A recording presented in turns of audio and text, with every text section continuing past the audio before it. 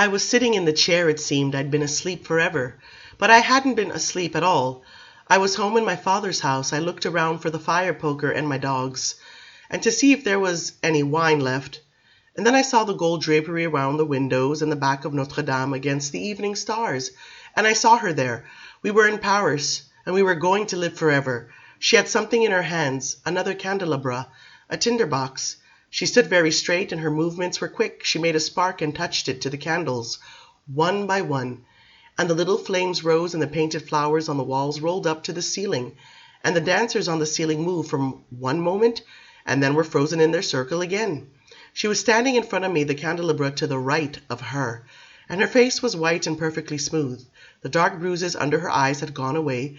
In fact, every blemish or flaw she had ever had gone away, though what those flaws had been I couldn't have told you.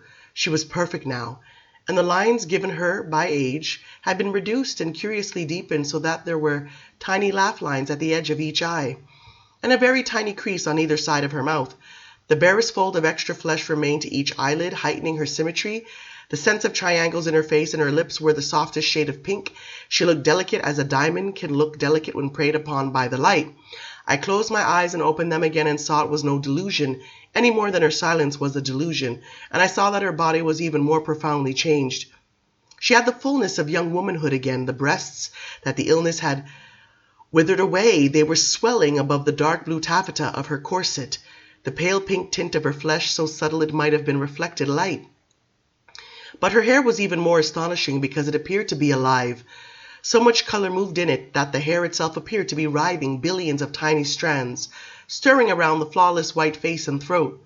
The wounds on her throat were gone. Now, nothing remained but the final act of courage.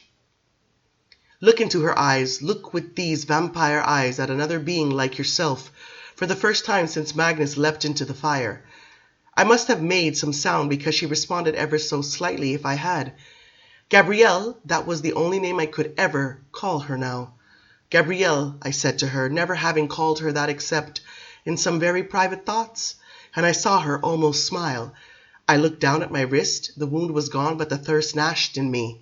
My veins spoke to me as if I had spoken to them, and I stared at her and saw her lips move in a tiny gesture of hunger. And she gave me a strange, meaningful expression as if to say, "Don't you understand?" But I heard nothing from her.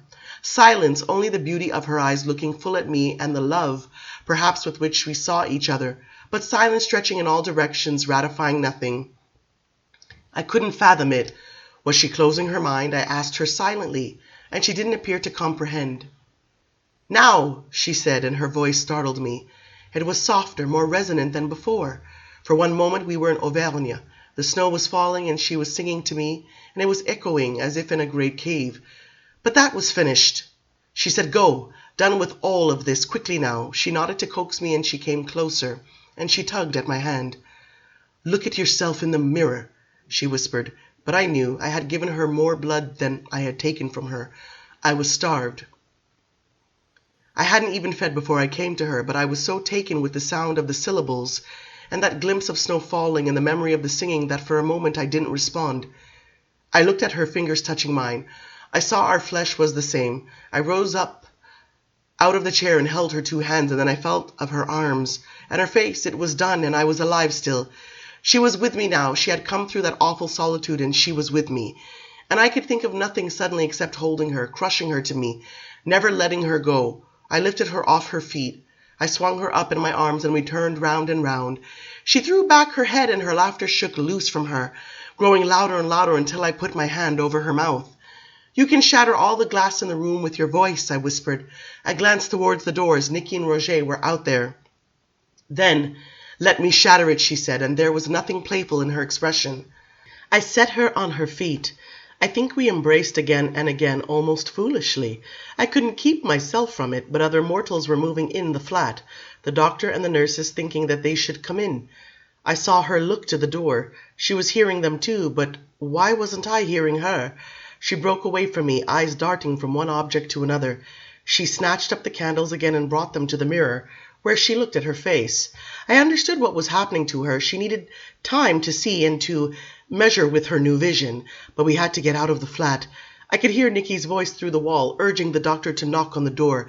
How was I to get her out of here, get rid of them? No, not that way, she said, when she saw me look at the door. She was looking at the bed, the objects on the table.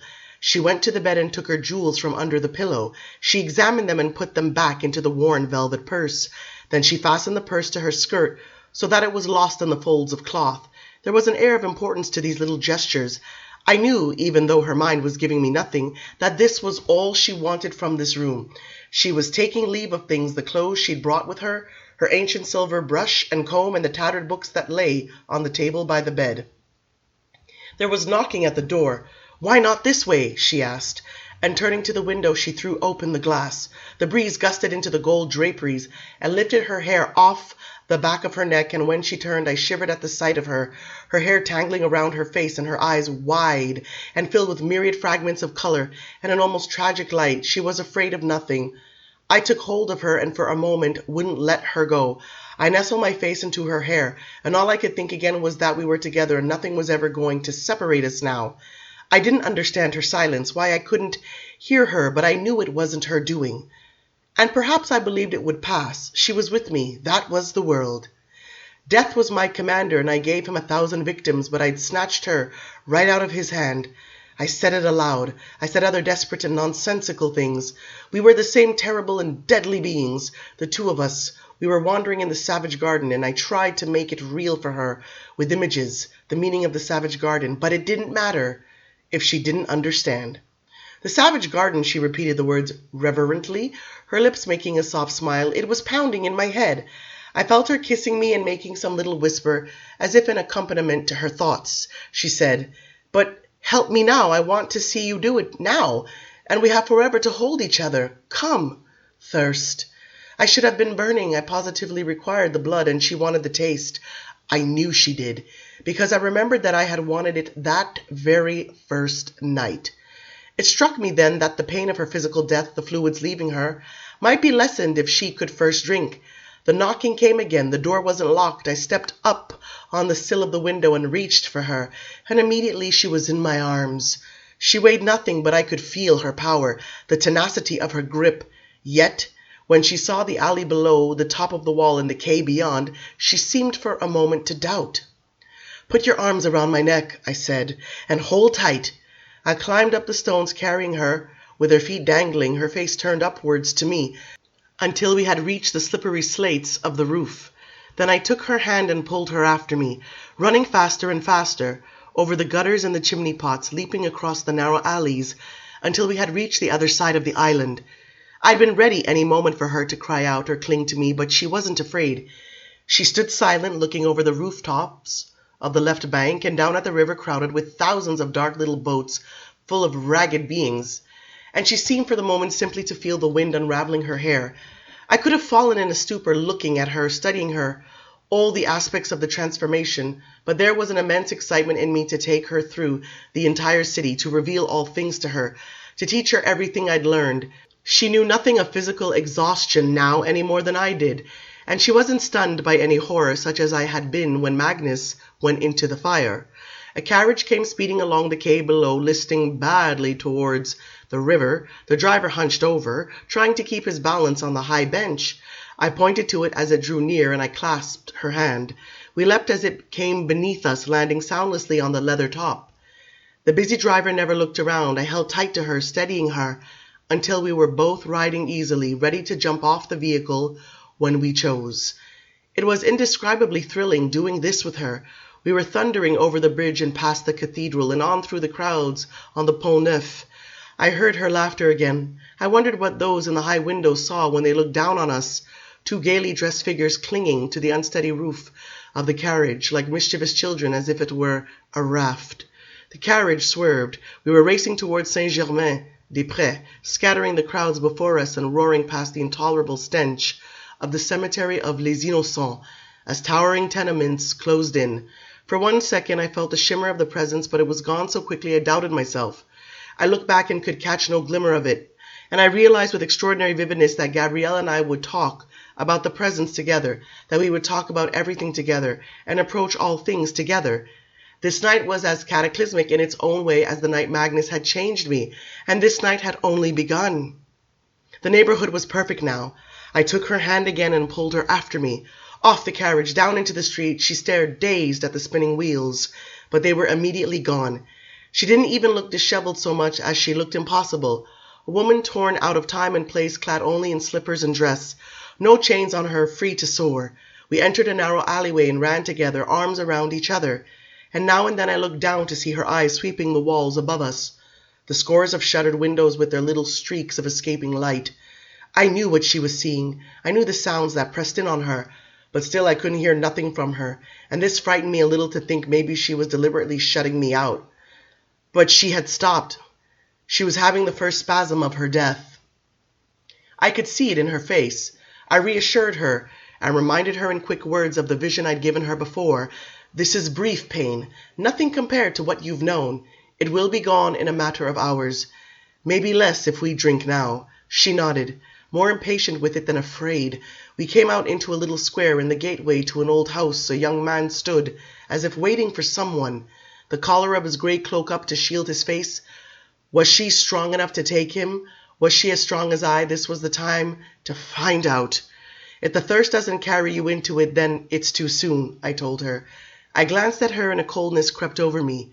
Her look of concentration was almost purely human. So intent was it, so fixed, and her eyes were shadowed with that same sense of tragedy I'd glimpsed before. Nothing was lost on her, but when she moved towards the man, she wasn't human at all. She had become a pure predator, as only a beast can be a predator, and yet she was a woman walking slowly towards a man, a lady in fact stranded here without cape or hat or companions, and approaching a gentleman as if to beg for his aid. She was all that. It was ghastly to watch it, the way that she moved over the stones, as if she did not even touch them, and the way that everything, even the wisps of her hair blown this way and that by the breeze, seemed somehow under her command. She could have moved through the wall itself with that relentless step. I drew back into the shadows. The man quickened, turned to her with the faint grind of his boot heel on the stones, and she rose on tiptoe as if to whisper in his ear. I think for one moment she hesitated. Perhaps she was faintly horrified. If she was, then the thirst had not had time enough to grow strong. But if she did question it, it was for no more than that second. She was taking him, and he was powerless, and I was too fascinated to do anything but watch. But it came to me quite unexpectedly that I hadn't warned her about the heart. How could I have forgotten such a thing? I rushed towards her, but she had already let him go, and he had crumpled against the wall, his head to one side, his hat fallen at his feet. He was dead. She stood looking down at him, and I saw the blood working in her, heating her and deepening her color and the red of her lips. Her eyes were a flash of violet when she glanced at me, almost exactly the color the sky had been when I'd come into her bedroom. I was silent, watching her as she looked down at the victim with a curious amazement, as if she did not completely accept what she saw. Her hair was tangled again, and I lifted it back from her. She slipped into my arms. I guided her away from the victim. She glanced back once or twice, then looked straight forward. It's enough for this night. We should go home to the tower, I said. I wanted to show her the treasure and just to be with her in that safe place, to hold her and comfort her if she began to go mad over it all. She was feeling the death spasms again. There she could rest by the fire. No, I don't want to go yet, she said. The pain won't go on long. You promised it wouldn't. I wanted to pass and then to be here. She looked up at me and she smiled. I came to Paris to die, didn't I? She whispered. Everything was distracting her. The dead man back there, slumped in his grey cape, the sky shimmering on the surface of a puddle of water, a cat streaking atop a nearby wall. The blood was hot in her, moving in her. I clasped her hand and urged her to follow me. I have to drink, I said. Yes, I see it, she whispered. You should have taken him. I should have thought. And you are the gentleman, even still. The starving gentleman, I smiled. Let's not stumble over ourselves, devising an etiquette for monsters. I laughed. I would have kissed her, but I was suddenly distracted. I squeezed her hand too tightly. Far away from the direction of Les Innocents, I heard the presence as strongly as ever before. She stood as still as I was, and inclining her head slowly to one side, moved the hair back from her ear. Do you hear it? I asked. She looked up at me. Is it another one? She narrowed her eyes and glanced again in the direction from which the emanation had come. Outlaw, she said aloud. What? Outlaw, outlaw, outlaw. I felt a wave of lightheadedness. Something of a dream remembered, fragment of a dream, but I couldn't think. I'd been damaged by doing it to her, I had to drink. "It called us outlaws," she said. "Didn't you hear it?" And she listened again, but it was gone and neither of us heard it.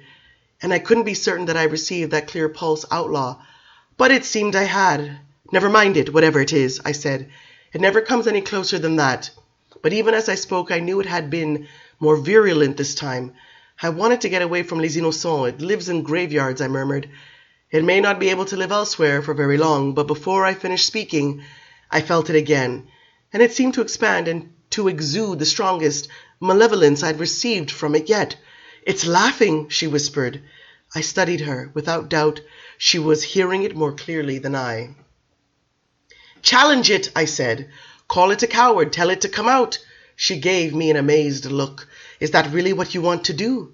She questioned me under her breath. She was trembling slightly, and I studied her. She put her arm around her waist as if one of the spasms had come again. "Not now, then," I said. "This isn't the time, and we'll hear it again, just when we've forgotten all about it." "It's gone," she said, "but it hates us. This thing." "Let's get away from it," I said contemptuously, and putting my arm around her, I hurried her along. I didn't tell her what I was thinking, what weighed on me far more than the presence and its usual tricks. If she could hear the presence as well as I could, better in fact, then she had all my powers, including the ability to send and hear images and thoughts. Yet we could no longer hear each other.